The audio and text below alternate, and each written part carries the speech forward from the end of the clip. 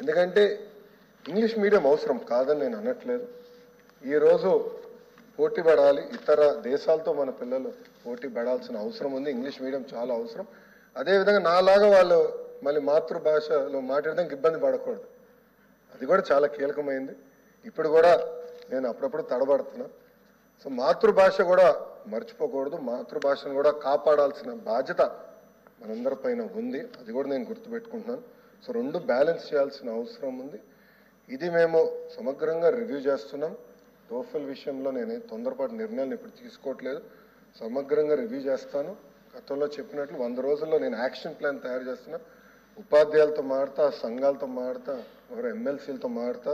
ఎందుకంటే గతంలో నేను కూడా హౌస్ మెంబర్ని. సో నేను కూడా మీ అందరితో చర్చిస్తాను. ఓపెన్గా మీ ఫీడ్బ్యాక్ తీసుకున్న తర్వాత ఎలా ముందరికెళ్ళనేది నేను నిర్ణయం తీసుకుంటా. కానీ పెద్దలు అన్నట్టు హరిప్రసాద్ గారు ఇప్పుడే చెప్పారు, ఇదేదో ఒక సంస్థకి ఇచ్చేశారు, ఆ సంస్థ ద్వారా నడిపిస్తున్నారు, దాంట్లో డబ్బులు బాగా ఖర్చు అవుతుందని కూడా చెప్తాం జరిగింది.